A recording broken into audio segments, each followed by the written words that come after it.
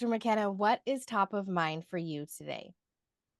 What's top of mind for me, Sabbath, is I've been thinking a lot about our definition of trust, and especially the part at the end, because we talk about trust being your belief in my integrity, my ability, my reliability, my strength that I can do things well and that I'll perform, but also that last part being that we will be truthful with one another whenever any of those things are lacking. And so I've been thinking a lot about truth and what a critical part it is of trust. Is that if we're not truthful with one another, how difficult that is, and even deeper than that, how in some cases there's a truth that we're hiding. So there's something that we're actually keeping from other people. But the other possibility is there's a truth we aren't aware of, that we don't know about. So we make assumptions. This whole reality of truth has just struck me this week is so critical for building trust, that we have people and we build systems, we build structures where people could actually be as truthful as possible with one another. So you asked. The more aware we become, the more trustworthy and truthful we become to our teams. So good. Yeah. Let's get this wild conversation going. Welcome to the wild conversation where human being and human doing converge, reshaping the world of leadership, culture, and performance. Today, we get to have a wild conversation with Arthur Satterwhite. He's the vice president of strategy of Young Life. And Dr. Satterwhite began his career in 2006 working in real estate and property management. And then in 2010, he moved into the faith-based nonprofit space where he served with the American Bible Society for more than 8 years. Dr. Satterwhite is also the principal and founder of Satterwhite Co., LLC, a management consulting firm that specializes in leadership and generational diversity. His passion is seeing leaders and institutions tap the power of their community's diversity to overcome organizational issues and achieve flourishing results. Dr. Satterwhite, thank you for being with us today. Oh, pleasure is all mine. Whenever you and Rob call, it's just a pleasure for me to join, and I'm just grateful for this community. We are so thankful and excited for this conversation together. Before we jump in, we're going to play a quick round of wild cards. We didn't prep you for this part, but you're familiar with the deck of wild cards. I pulled out 10, so I don't have to cipher through 50 of them. So we'll just pick a number between 1 and 10. I'll go first. You can go second, Arthur, and then Rob, you'll wrap us up.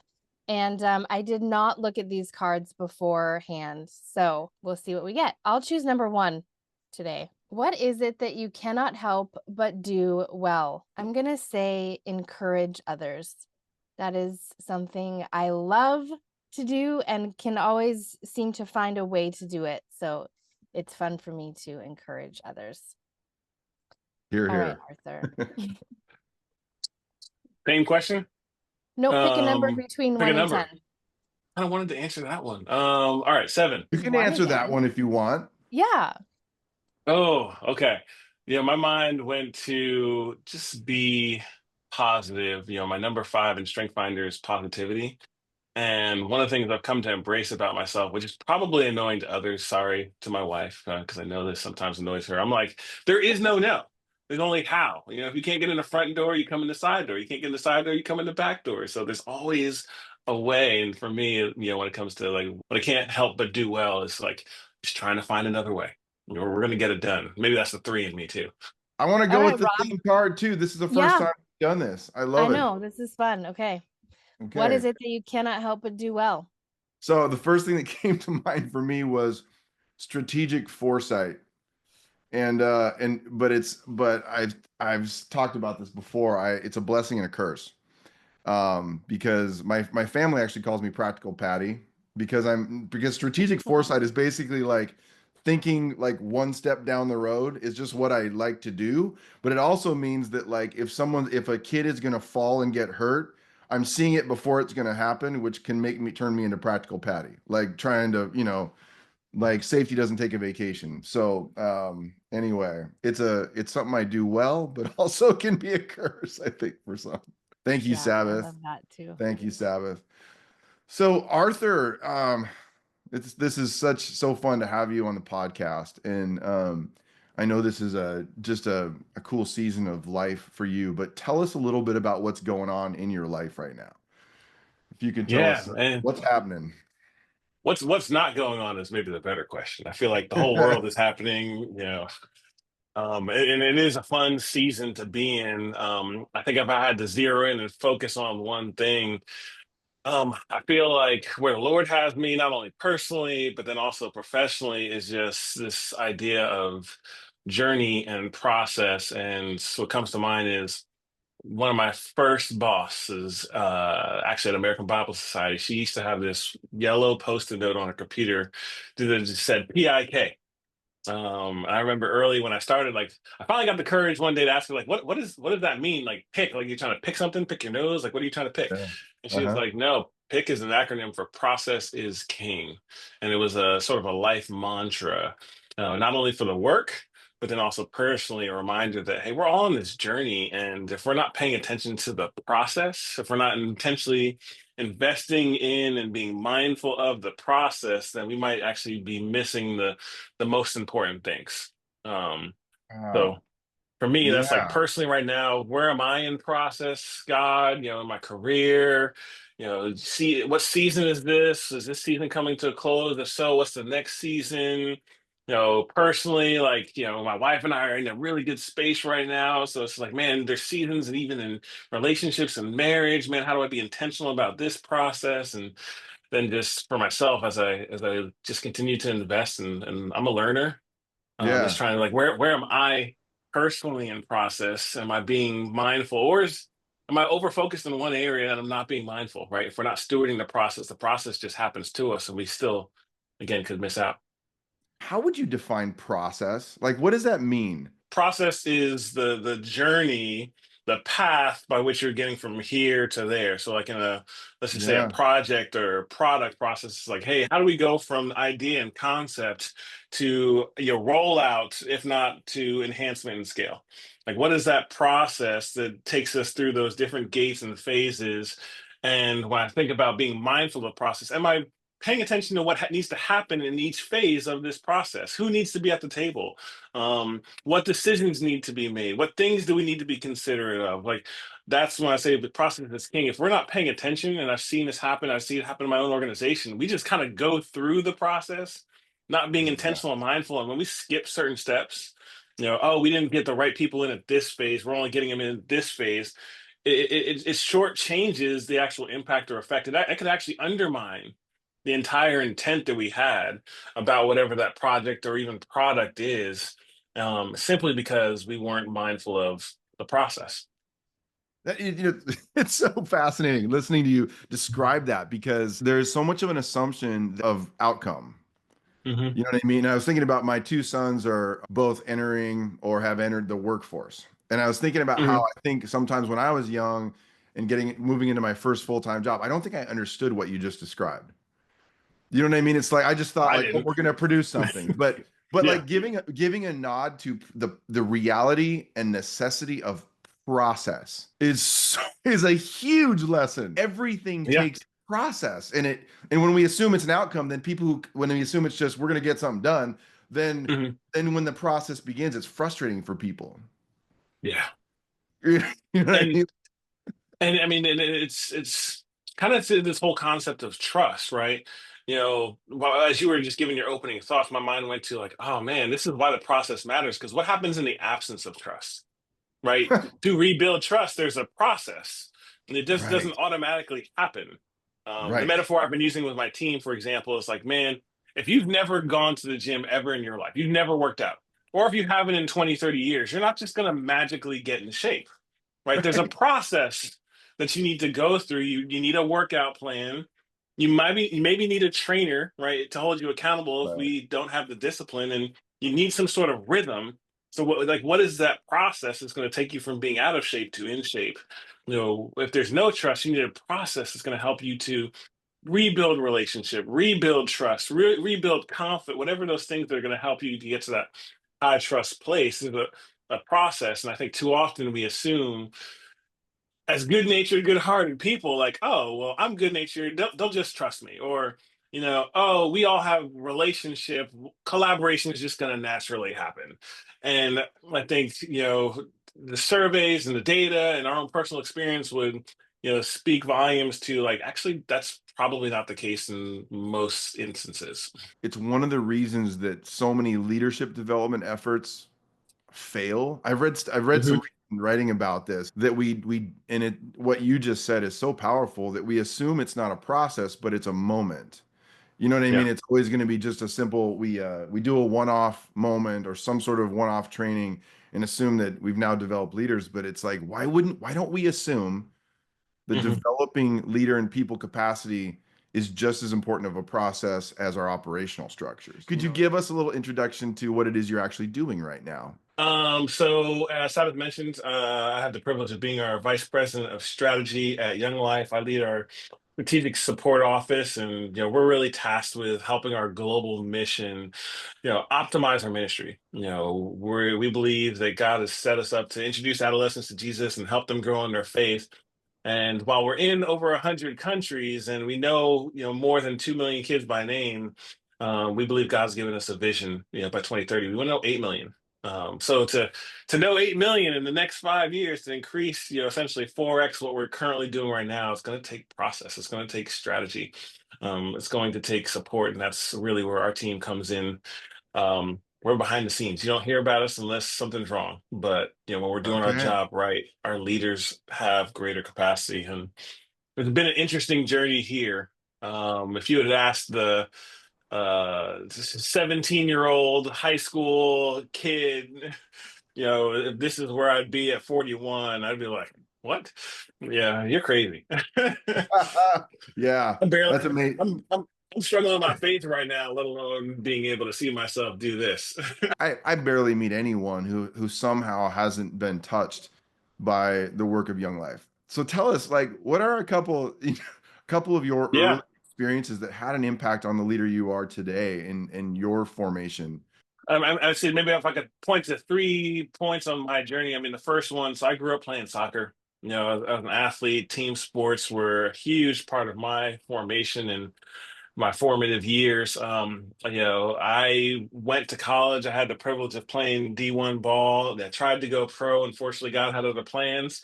Okay. But just the environment and the experience. What does it look like to work together as a team to achieve a goal? To strive and push through all the prep and exercise and everything else to have this vision of constant improvement. Like those early years in that space really developed my capacity to collaborate, to you really appreciate teamwork. But I'd say from a leader perspective, I mean, it was in those spaces. I was a goalie, right? You got to be a little crazy to be a goalie, but it's a natural leader on the field, right? You're the last line of defense. You see the whole thing. So there's the assumed leadership, if not intentional leadership. And it was one of the things that, for a shy kid who hated public speaking and, really didn't like the limelight, it was kind of one of those positions that thrust me forward. And I remember in having had the privilege to serve under a few different really amazing coaches, all of them and just what they were instilling me, teaching me how to lead, teaching me how to find my voice, how to have vision and communicate vision, so that again the team could get to that ultimate goal, winning the game.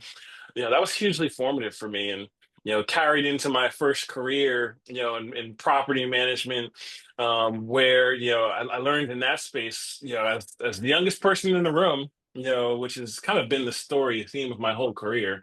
um Mm, mm, how do you build a team? How do you, from that space of what I felt then at the time of inferiority, how do you build confidence and connection and collaboration with people who maybe have more experience, more age, more wisdom? What does that look like? And just applying those lessons I learned from being a soccer player, and that goalie in the back. I may not have been the captain, but I was the goalie, so I didn't have to wear the band, the mm, armband, to still be a leader in that context. Hey, I don't have to be the oldest in the room. I don't have to be the most seasoned in the room to still be a leader and call people, rally people to opportunities and direction. And then fast forward into, my where I am now. My doctoral experiences may be the most formative experience of my life, and it started with when I applied to Region, and I joke with our dean and my program chair all the time. I got denied my first time in. When I Huh. first put the application in, and it was one of those where I could have just gone home, kept doing what I was doing, but something said, "No, pick up the phone." Yeah. This idea of calling and vocation, and in that season, talking about process, feeling like, hey, in order for me to step into what God's calling me to next, this is a season of preparation, and this is a key part of my preparation. So, not being willing to take no for an answer, go in the back door if you can. Called, had some conversations, and turned out that they had made a mistake. They didn't Mm, mean to deny me. And actually, the program chair, Dr. Patterson, she said, actually, no, you were supposed to be accepted into the program, which then led to 3.5 years of both the hardest experience I've ever gone through, but also the most rewarding, which taught me resilience. uh, yeah. Yes, increased my knowledge and my capacity, as we, did the studying and everything, but really helped me to embrace both the humility, but also the opportunity of God, you're calling me to something. I know what I know, but I also know what I don't know. How can I leverage this that you equip me with to now step into spaces like I am here at Young Life and help other people, really serve other leaders as he's called them to take us in directions. Yeah. It's there's two things there's in both of those stories, and I did not know that about you with soccer. If you had told me before, I apologize, but I didn't remember No. that. And it's funny, when I was a kid, I was up the street from me, a guy named Cliff McCrath lived, who was this pretty outstanding, very, very well-known soccer coach around the country, collegiate soccer coach. And so I would spend a lot of time at their house because his son was one of my best friends, and we would watch soccer, right? So I'm a kid, Hmm. and I remember we were watching the World Cup, and I remember Germany was playing. I don't remember who they were playing, but we were watching the World Cup. And, I always got this deep soccer education. You know what he said, Arthur, that's so fascinating in what you just described? He said, one of the reasons that soccer has not been embraced in the United States is because Americans don't appreciate process. Hmm. And Come on. soccer is a process game. And Hmm. it was very interesting because my only comparison was I'm a huge basketball fan. And so I'm like, I get it because in basketball, you're seeing goals, you're seeing the equivalent of goals, right? Baskets Yes. scored Yes. all the time. And in soccer, you're leaving a game 1-0. Yep. The whole thing is process. Hmm. Like it's and so there's that. And then the second thing you mentioned was people have not been through when you go through a doctoral program, it is all process. It's like Hmm. from the moment you apply, and I applied to 12 programs and didn't get into most of those. And so Hmm. it's like the process of finding who will take you, Yeah. and whether Yeah. you want to go all the way through your comprehensive exams to your studying through every class to you get to your Yeah. dissertation. It's like it is so if someone had told me that earlier, that would have been Yep. a real gift back then. So golly, I didn't know we would go on a process rip, but that's important stuff, I think, for Yeah. everybody to understand and embrace. So thank you for that. Yeah. So I got a big question. If we could go big for just a minute. Yep. You and I both have a shared passion for a part of our work, and it ends up being sometimes a lot of our work is this investment in a generation. Uh, Hmm. and a part of that generation is a younger generation who are moving through life and trying to understand what it is they're up to. And I wondered if from your perspective, let's talk a little bit about trust for just a second. Hmm. What does trust have to do with that investment um, in this next generation? Because I get, a lot of we talk to a lot of CEOs, people who have a deep longing to make a significant and effective investment, um, and they're trying to understand what trust has to do with all that. I was curious about your perspective on what trust has to do with that investment in this generation. Yeah. I think it's everything, right? I think the research would show, with Gen Z, and then I imagine it won't be much different than Gen Alpha. Um, the research would show like their number one question is, "Am I safe?" Right, and that's not just at home. That's not just in their community with their friends and their family. It's also in the workplace. Am Mm. I safe? Is this a safe space for me to grow, for me to contribute, for me fill in the blank? Um, and I would suggest the answer to that question is really, do I trust? Do I trust you? Are you trustworthy? Is this organization trustworthy? Right? They're not even just wedded to people. Yes, the majority of people quit not an organization, they quit a boss. But I would suggest this generation is showing us that more of them are willing to quit an organization because they're like, I just don't believe in this organization's values. I don't think this Uh, organization is trustworthy, or at least in relation to me. So I think as CEOs and organizations are thinking about, what does that investment look like? One of the greatest ways we can build trust with the next generation is, how are we investing them? Are we willing to invest in them? Are we willing to expend, yes, organizational resources, but I would say the research is showing the most important investment is time. You know, I went most of my career without having specific mentors. Now, I had people who may not have known that they were a mentor, but they were mentoring me unintentionally. But it's only been recently that I've had like actual specific, like, no, you are my mentor and you have agreed to be my mentor. And the investment of their time, them being willing to be available. And I'm a millennial, right? I feel like we started this trend with these younger generations. right. Yeah. The trust that has built for me, just them being, I'm available, I'm willing to be vulnerable, I'm willing to share. That has allowed me not only to learn much, but where those are in my organization now, it's also drawn a greater trust of my organization through those relationships. Yeah, that's so interesting. So I have so many pathways I want to go down. What you just mentioned is, will you talk a little bit about what trust has to do with the performance and the well-being of the people in the organization you lead right now? Yeah. Where do you see people, there's always a real story. Like, where do you see people struggling the most with trust? Mhm. And where do you see hope? Like, Yeah. in your own leadership experience right now? Yeah. I would say, and I know you guys have this four box, right? And Yeah. on there, I think the bottom right box, which is high team trust but low organizational trust. I would Yeah. say that's a little bit of what I would say my organization is going through, right? We're a relational community. We do incarnational ministry. One of the pillars of our current strategy campaign is modeling relational ministry, and it's a little bit of, hey, we got to get back to basics for what does it mean to do relational ministry, and then how do we do well at that. And I would suggest Uh, that as we've done your trust index, we've yeah. done some staff engagement surveys, the consistent theme we're seeing is that, hey, there's high team trust, high connectivity across your immediate sphere. Yeah. Um, but there's some skepticism, there's some distrust when it comes to the broader organization and what the macro effort means, and potentially how that's impacting that local experience. And part of what my team is tasked with wrestling is like, why is that? And then, what do we do about it?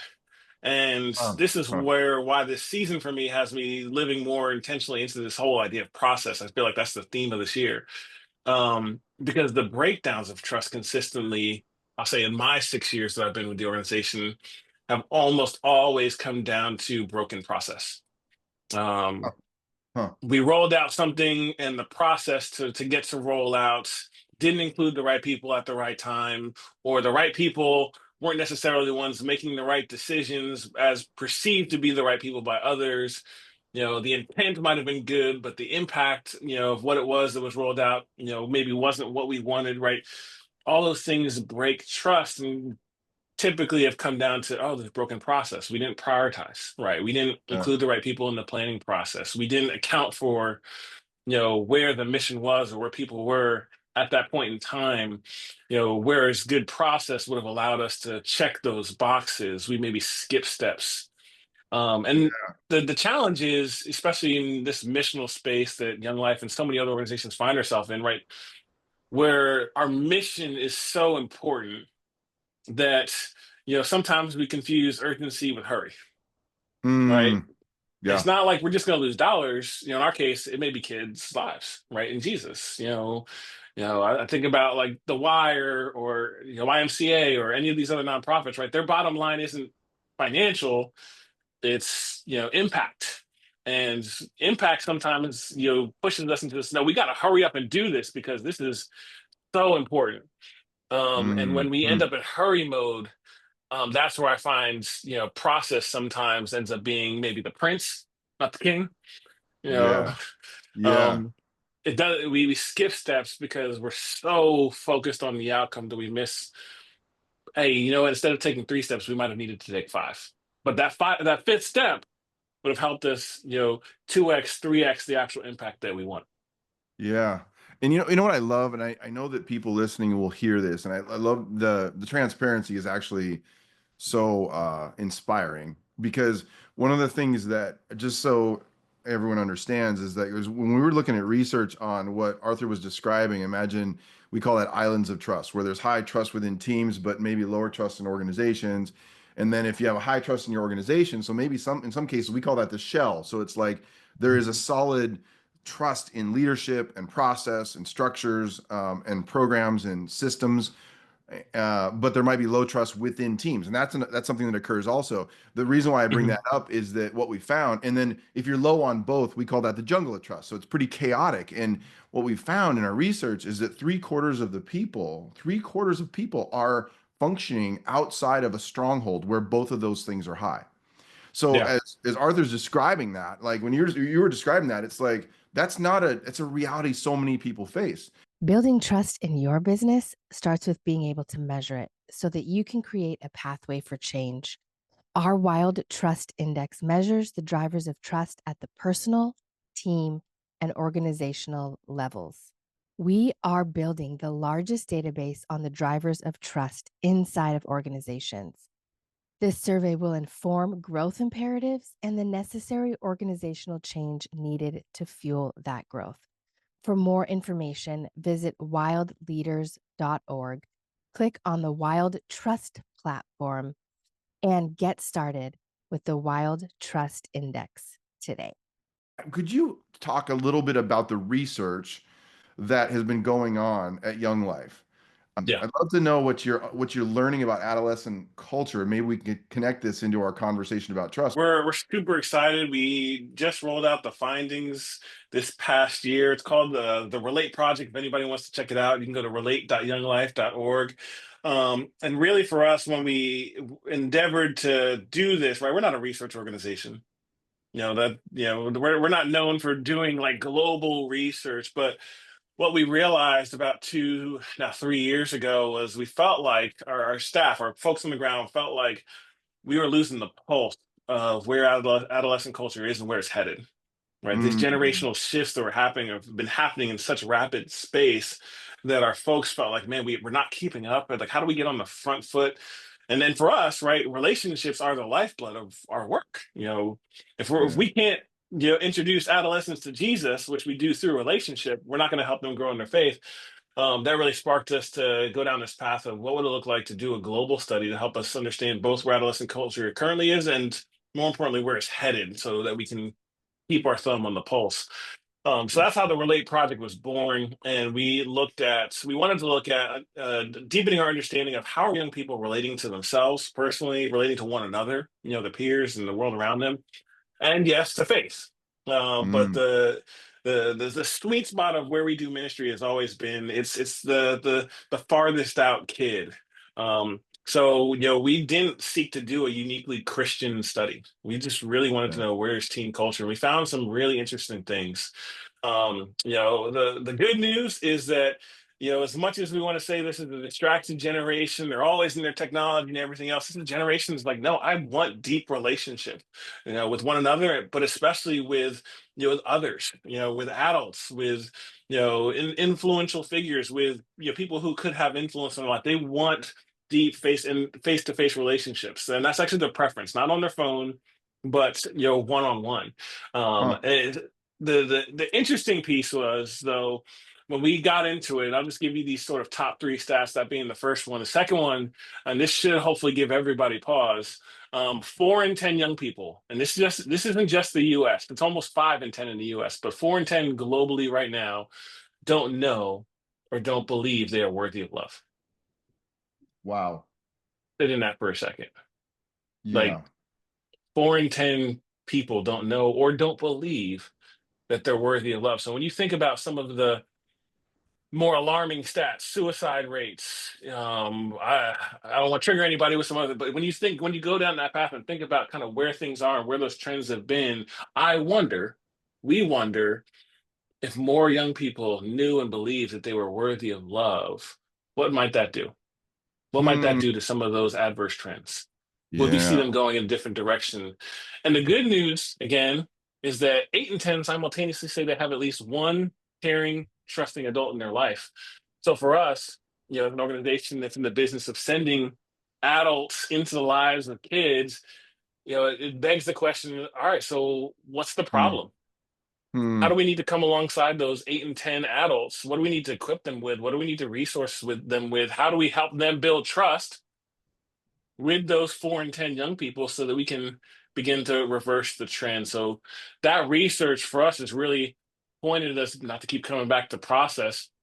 Where are the gaps in our process so that the adults, the volunteers, and the staff that we have feel more confident and secure in going out to the corners and the Starbucks and the high school football games, to meet those young people, and help them know that, hey, not only do I love you, but there's a Hmm. God that loves you more than Yeah. anything on this in this world. Wow. So when it comes to our training processes, and when it comes to even just profiling, who's the profile of the leader that makes a good young life leader that we could send, whether that's a volunteer or staff, like we're reimagining all of that, because if we're not positioned to meet not just this generation but the next generation, then what are we doing?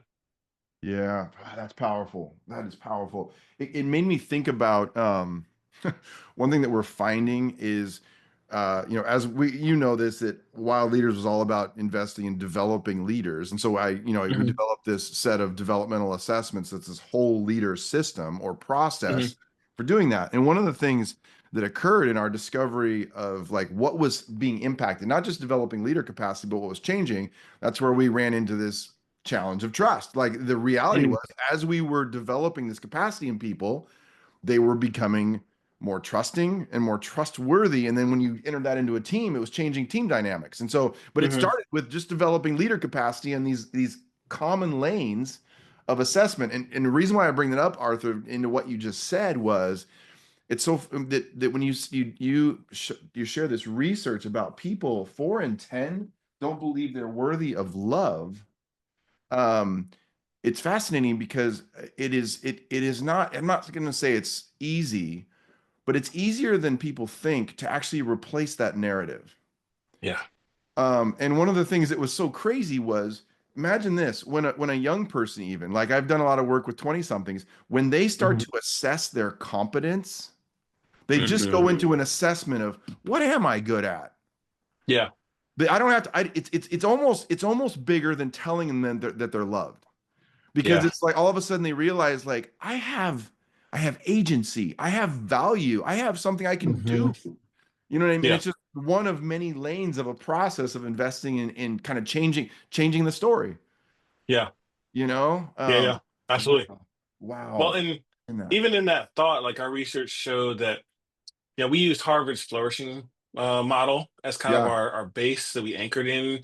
Not that we Yeah. believe the goal of Christianity is for all to flourish, but hey, we do believe that what the Lord said, I came so that you may have life, right? And you might experience it to the full. There is an idea that God intended for us to flourish, not uniquely materially.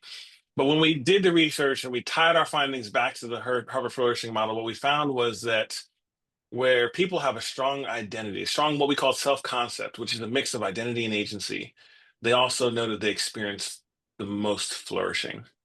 Yeah. And in there, the good news about that is, like, programmatically, we need to be thinking about how are we, influencing their identity formation, and where and how are we giving young people opportunities to live out that agency, to grow in that agency. Yeah. The other side of that, though, is how are we also helping people, especially this young generation, know that what you do does not determine whether or not you are worthy of love? Because the good Mm, news is this is a generation that feels, right. you know, deep responsibility for the woes of this world. They feel like they not only can do something, but they should do something to fix the things that are broken in our world. Um, the challenge is that some of those things are so big and so existential. If they don't see that they're having an impact, it can also impact their, sense of I'm worthy of love. To be able to come alongside them and help them to see, like, hey, regardless of whether or not you change the world or not, you are still worthy of love. That's an opportunity. That's a space where, hey, trust matters, consistency matters. All the things that help to build relationships, that's what matters. And in the context of that, still finding those opportunities to say, hey, you might not be able to change the world, but maybe we could do something right here on our block, right? Yeah. How do Yeah. we do that? That's so good. So, I got one more question for you, Arthur. Mhm. Before Sabbath will draw us back, and we're gonna have to continue this conversation because there are so Part much. two, let's go. I know Sabbath thinking that too, so we will do this again. Um, I kind of have this belief that most leaders have one good sermon on their heart. You know what I Mm. mean? It's this repeating story that they can't escape that's important, and it's from their deepest convictions, and it's very personal. And you've described pieces of that I can see it in you, as we just even in this conversation and just knowing you. But what is the one good story on your heart right now? Yeah, I mean, I keep coming back to the idea of process and everything. Like my life verse, which has been my life verse for a while, but I feel like it's taking on new meaning in this season is, that Philippians 1:6 that, I pray with great faith for you because I'm fully convinced that the one who began this gracious work in you will faithfully continue the process of maturing you until the unveiling of our Lord Jesus Christ. And for Mm, me in this season, just being intentional about, like, hey, God, what is the process that you have me on, and where am I in process? Um, mm, a metaphor that has been coming up for me is just like the distinction between places and spaces. Right, yeah, the idea of places, like, hey, it's a direction, it's a place, that's an destination we're going to, right? Someplace we're in process to get, but there's spaces all along that journey that actually make the process beneficial, that help prepare you for whatever the end place is. So for me, being intentional, like, God, what are you calling me to be and take away and also contribute to in this space, in this moment, is the theme, the sermon that he just continues to bring to my mind. that is amazing. Thank you, thank you, thank you, Sabbath.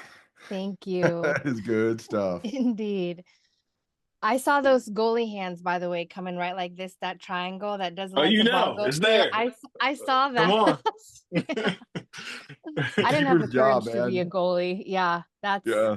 that is leadership at its core. Arthur, thank you so much. What a conversation, and indeed we'll continue it. We want the people listening or watching to know, how can they connect with you? What is the best way for them to connect with you personally or the work that you're doing at Young Life? Yeah, no, I mean, thank you both for having me on. I'm a fan of wild leaders, and anybody that's or not in your stuff and not using your stuff, you don't know what you're missing out on. Shame on you. You need to, hire and go, buy and subscribe to Wild Leaders. That's my endorsement for y'all. For me, you could find me on LinkedIn, a Satterwhite III. Again, I encourage everybody get to relate.younglife.org. Feel free to reach out. We just want to be a resource, yes, to our community, but to the broader kingdom in this season. So again, thank you guys for having me on. And one last wild question. Arthur, are you in a season of accepting yourself or changing yourself? Both and I can't change what I can't accept. Mm. So for me, that is where I am. It's continuing to know myself, growing myself. My therapist loves me right now because I'm sure I'm paying his mortgage. But then also just where and how can I continue to improve as a leader, as a person, as a husband, as a friend. That is the process that I'm in. Thank Love you you so guys. much. Yeah. We love you too. Thank you so much. Thank you for listening to this Wild Conversation podcast. For more information, visit wildleaders.org, click on the Wild Trust platform, and get started with the Wild Trust Index today.